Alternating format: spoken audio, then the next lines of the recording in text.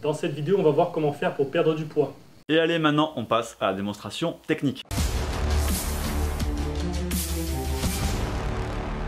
Pour perdre du poids, vous devez manger moins que ce dont vous avez besoin. Et voilà pour cette vidéo sur la perte de poids, j'espère que ça vous a été utile. Comme d'hab, pensez à mettre un j'aime et à vous abonner. N'oubliez pas que vous pouvez me retrouver sur Facebook, Twitter et Instagram. Je vous mets les liens dans la description. Je vous dis à la prochaine. Salut!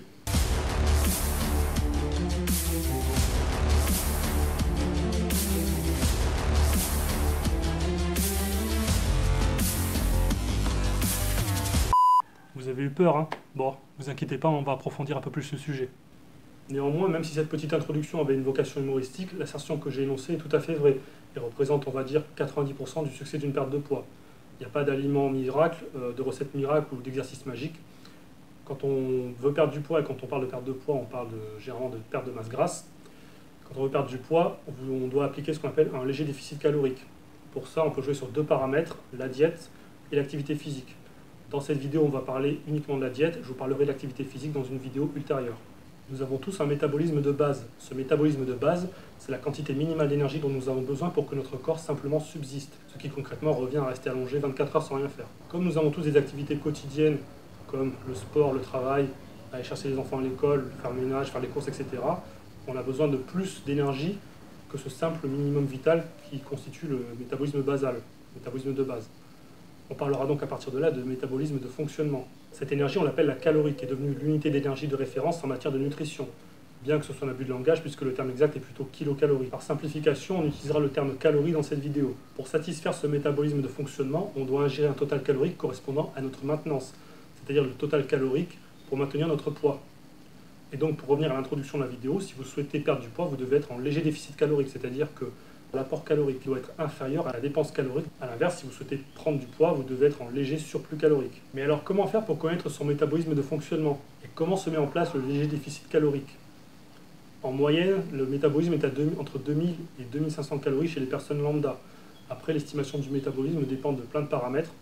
Si vous êtes dans un travail de bureau ou en physique, si vous faites du sport, quel type de sport, quelle fréquence d'entraînement, la taille, le poids, le sexe. On sait par exemple que les femmes ont un métabolisme 10% inférieur à celui des hommes. Et enfin, certaines personnes ont un métabolisme rapide, comprenez, élevé, c'est-à-dire qu'elles vont consommer rapidement beaucoup d'énergie, tandis que d'autres en auront un lent. Pour déterminer votre métabolisme, vous pouvez utiliser certains sites en ligne qui proposent des formules de calcul, ou bien des applications mobiles comme MyFitnessPal par exemple, qui est la plus connue. Après, le meilleur moyen pour trouver votre métabolisme, c'est de tenir une diète identique en calories sur quelques jours, voire une semaine, et de voir l'évolution du poids. Si le poids ne bouge pas, c'est que vous avez trouvé votre maintenance calorique. Comment calculer son total calorique? Encore une fois, vous pouvez utiliser certaines applications comme MyFitnessPal, où vous choisissez vos aliments, et ensuite vous rentrez vos quantités, et vous obtenez vos calories et vos macronutriments. Personnellement, j'utilise un tableau Excel où j'ai renseigné les aliments fréquents que je mange, et j'ai plus qu'à rentrer les quantités. Mais comment je connais les quantités d'aliments de mes repas? Bah, faut peser, tu utilises une balance. Ah non, mais moi je veux pas me prendre la tête, hein, je veux juste maigrir. Hein. Bon, ça c'est le genre d'objection qu'on entend régulièrement de la part de certaines personnes qui veulent perdre du poids. Le type la diète, nul en diète, impossible de lui faire tenir une diète. Ces personnes-là veulent perdre du poids mais sans fournir un minimum d'effort. Peser c'est trop dur, compter ses calories c'est trop dur. À un moment il faut savoir ce qu'on veut et se donner les moyens d'atteindre ses objectifs. Il a bouffé des crêpes au Nutella. Bon sérieusement, est-ce que c'est vraiment dur de peser son riz ou sa viande? C'est quelque chose qui prend environ 10 secondes. Compter ses calories, maintenant, comme je vous ai dit, vous avez des applications qui peuvent le faire. Après, je ne dis pas qu'on ne peut pas perdre de poids sans passer par là. Simplement, c'est mieux pour faire ça de manière progressive et savoir où vous en êtes. C'est comme si vous voulez aller d'un point A à un point B, qui est à 800 km. Vous pouvez le faire au hasard en suivant les panneaux, ou alors vous pouvez utiliser une carte ou un GPS. C'est quand même beaucoup plus simple. Une fois que vous avez trouvé votre total calorique de maintenance, il ne vous reste plus qu'à établir une diète avec un déficit calorique d'environ 200 calories et de tenir ainsi tant que vous perdez du poids. Donc en général, on descend d'environ 100-200 calories chaque semaine jusqu'à atteindre le poids convenu. En termes de poids, l'idéal c'est de viser une perte d'environ 500 grammes par semaine, donc environ 2 kg par mois, afin de préserver la masse musculaire. Le premier mois, vous pouvez perdre un peu plus car lorsque vous entamez une sèche, vous descendez en glucides, on va le voir après, et donc vos stocks de glycogène baissent, vous perdez également en eau, et donc vous pouvez perdre jusqu'à 4 kg environ. C'est d'ailleurs là-dessus que se base toute l'arnaque des régimes qui vous disent perdez 5 kg en une semaine. Oui, sauf que c'est pas 5 kg de gras, mais c'est du glycogène, c'est de la flotte. Votre estomac est vide en permanence et il y a peut-être 1 kg de gras qui a été perdu. Et quand vous mangez normalement, vous reprenez vos 5 kg avec un surplus, on verra ensuite pourquoi. Si le déficit calorique doit être progressif, c'est pour une bonne raison, permettre à votre métabolisme de s'adapter en douceur.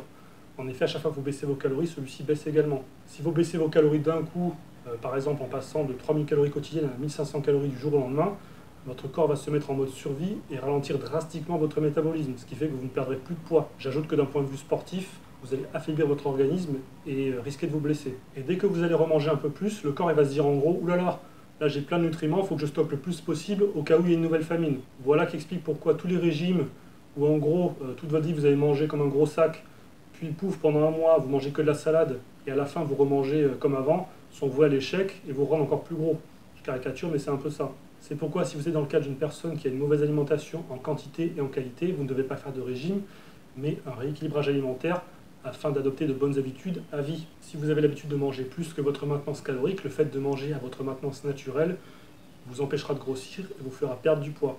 Par la suite, vous pourrez passer sur le déficit calorique progressif. Dans les faits, qu'est-ce que je dois faire pour obtenir un léger déficit calorique? Pour ça, on va s'intéresser à la famille des macronutriments, qui sont des nutriments essentiels pour fournir de l'énergie et donc les calories au corps. Les macronutriments sont au nombre de 3, les protéines, les glucides, les lipides. Les protéines et les glucides fournissent 4 calories par gramme, les lipides fournissent 9 calories par gramme. Les quantités de protéines et de lipides ne sont pas censées beaucoup bouger, que l'on soit en prise de masse, maintien ou sèche. Les protéines servent à préserver la masse musculaire et doivent représenter un apport entre 1,5 g et 2 g par kilo de poids de corps.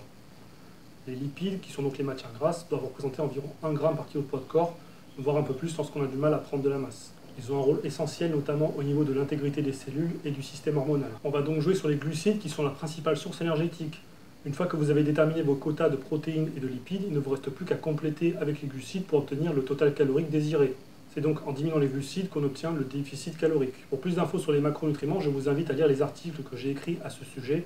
Je vous mets les liens en description. Pour contrôler le bon déroulement de la perte de poids, le meilleur moyen est de se peser une fois par semaine le matin à jeun, toujours le même jour de la semaine, par exemple le dimanche. Si vous partez sur une longue perte de poids ou sèche, vous allez certainement descendre très bas en calories et votre métabolisme va probablement baisser et ralentir. Dans ce cas, l'astuce pour éviter de devoir descendre trop bas en calories est d'utiliser le rebond glucidique, qui consiste en une augmentation sensible des glucides, environ 3-4 fois la quantité du moment, un jour dans la semaine afin de faire remonter le métabolisme.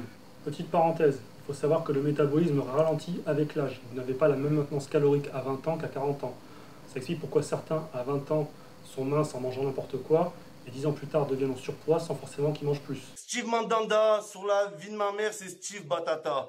Tu fais 128 kilos, va faire des combats de sumo, espèce de saumon, va. Maintenant qu'on a fait le point sur le fonctionnement et la mise en place du déficit calorique, on va parler du choix des aliments. Tout d'abord, il n'y a aucun aliment qui fait prendre du poids en soi. Vous pouvez même perdre du poids en vous nourrissant exclusivement de Big Mac tant que vous êtes en déficit calorique. On connaît d'ailleurs tous ces gens-là qui vous disent « Ah, moi je mange tout le temps McDo, mais je prends jamais de poids ». Et du coup, est-ce que ça peut être un bon plan de manger McDo en déficit calorique? Monumentale erreur. Certains aliments sont moins caloriques que d'autres et peuvent être à privilégier dans l'optique d'une perte de poids et ou d'une alimentation plus saine. Par exemple, les fruits et légumes sont moins caloriques que des Twix, des cookies ou des viennoiseries. Ensuite, on peut apporter une nuance au total calorique. Déjà parce que manger 2000 calories de Big Mac, Twix ou bonbons n'équivaut pas à 2000 calories de riz, fruits ou légumes en termes de qualité des apports nutritifs et d'un point de vue santé. Et parce qu'il existe la notion d'index glycémique ou indice glycémique. Qu'est-ce que l'indice glycémique? C'est un indice pour chaque aliment contenant des glucides mesurant la capacité à augmenter le taux de sucre dans le sang, qu'on appelle la glycémie.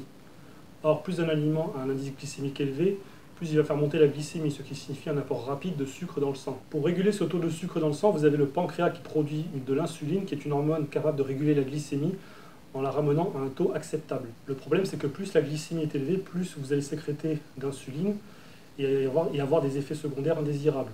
Et un de ces effets indésirables va être le stockage sous forme de graisse du trop-plein de sucre présent dans le sang. Il est à noter que si vous faites trop monter votre glycémie, vous pouvez développer à long terme une résistance à l'insuline, laquelle devient donc moins efficace, et du diabète. Vous comprendrez dès lors pourquoi il est préférable d'avoir la glycémie la plus stable possible. De plus, un aliment à index glycémique élevé comble mal la satiété du fait de l'action de l'insuline qui agit pour rabaisser le taux de sucre dans le sang. Vous serez donc plus susceptible de manger plus vu que vous aurez plus souvent faim. Les aliments à indice glycémique faible permettent un apport plus lent du sucre dans le sang, alors stocké sous forme de glycogène, ce qui évite une augmentation trop importante de la glycémie et du pic d'insuline lié, ainsi que l'hypoglycémie réactionnelle à l'origine des coups de barre quelques heures après.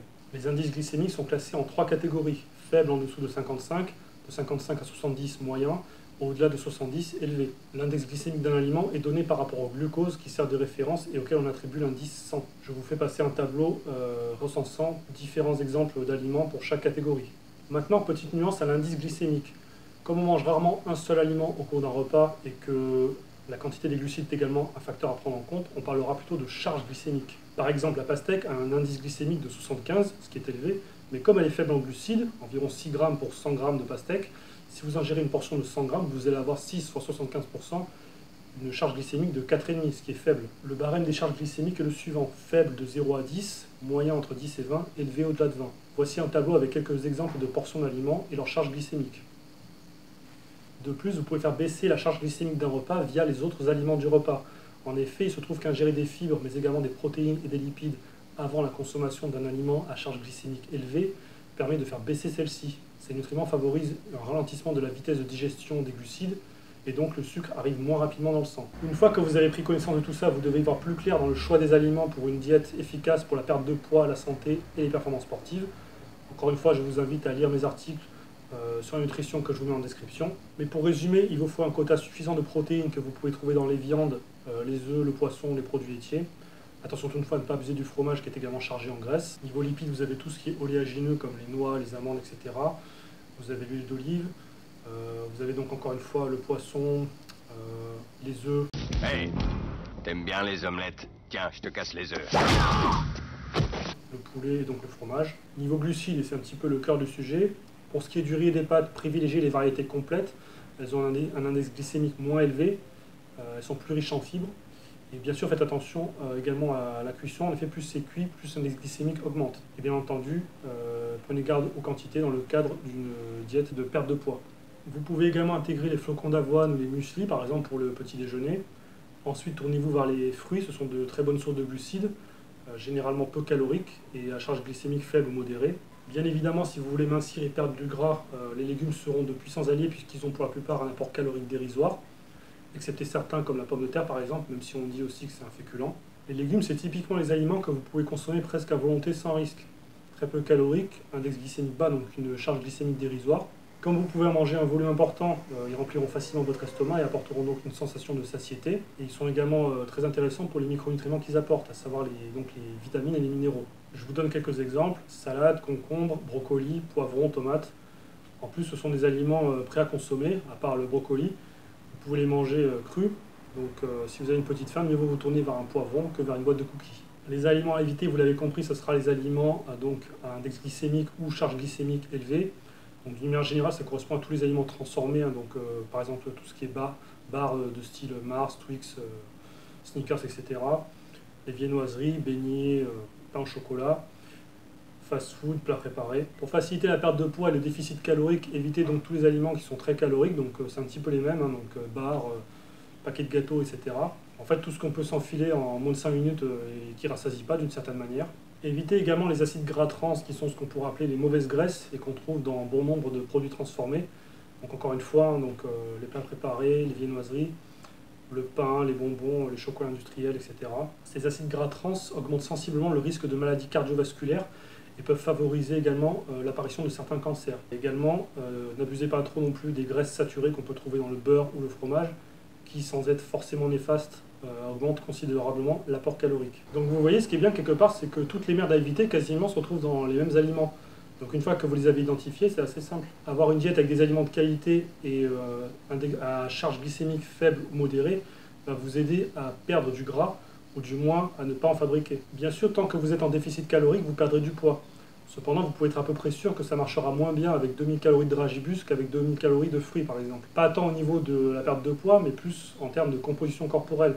Vous allez certainement avoir un taux de masse grasse plus élevé. Bien sûr, c'est un exemple extrême, mais vous comprenez l'idée. Et enfin, j'ajoute, pensez à boire régulièrement de l'eau du matin au soir, si possible avant d'avoir soif.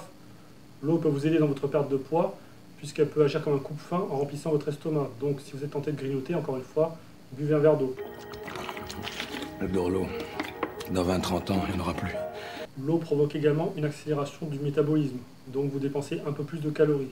Des calories que l'eau peut éliminer plus facilement. C'est en effet toujours l'eau qui permet à votre organisme d'éliminer les graisses et les déchets tels que les toxines. Ah, et petite précision, buvez que de l'eau, vous n'avez pas besoin de boire autre chose. Je n'ai pas dit tout à l'heure dans les aliments à éviter, mais tout ce qui est soda, vous oubliez. Jus de fruits, pareil. Ça ne vous apportera rien d'autre que du sucre dégueulasse. Et buvez pas d'alcool non plus. Hein. L'alcool, c'est très calorique. Hein, donc, il y en a pour 7 calories par gramme. Et c'est très pauvre nutritivement. Voilà, on arrive au bout de cette vidéo sur les bases de la perte de poids. Donc si ça vous semble un peu complexe, ne vous inquiétez pas, on va récapituler. 1. Vous devez être en déficit calorique, donc manger moins que vos besoins. 2. Vous devez déterminer votre métabolisme de fonctionnement, c'est-à-dire votre maintenance calorique. 3. Comptez vos calories et vos macronutriments. Pour ça, utilisez une balance, les étiquettes des aliments et une application dédiée. 4. Commencez avec un déficit calorique d'environ 200 calories. Puis lorsque vous stagnez, descendez de 100 à 200 calories et ainsi de suite. 5. Faites votre déficit calorique en diminuant les glucides, éventuellement les lipides si vous en consommez trop et conservez les mêmes quantités de protéines. 6. Hormis le premier mois où vous pouvez perdre environ 1 kg par semaine, le reste du temps visez environ 500 g afin de préserver la masse musculaire. 7. Pesez-vous une fois par semaine le matin à jeun afin de suivre l'évolution. 8. Privilégiez les aliments à indice glycémique et ou charge glycémique faible. 9.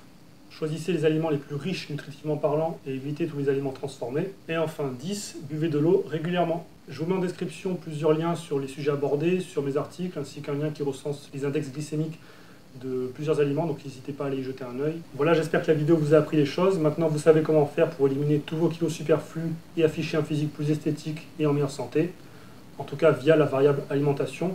Mais si vous vous débrouillez bien, que vous avez un métabolisme standard ou rapide, vous pouvez presque arriver à faire votre perte de poids uniquement avec la diète. Dans la prochaine vidéo sur le sujet, on parlera de la deuxième variable qui est l'activité physique et de comment celle-ci peut faciliter et optimiser la perte de poids.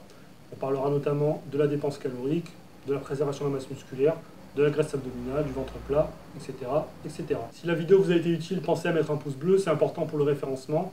Pensez à vous abonner et à partager, je pense que c'est un sujet qui concerne pas mal de monde. Je vous dis à bientôt pour la partie sportive sur la perte de poids. D'ici là, bon appétit et bon courage.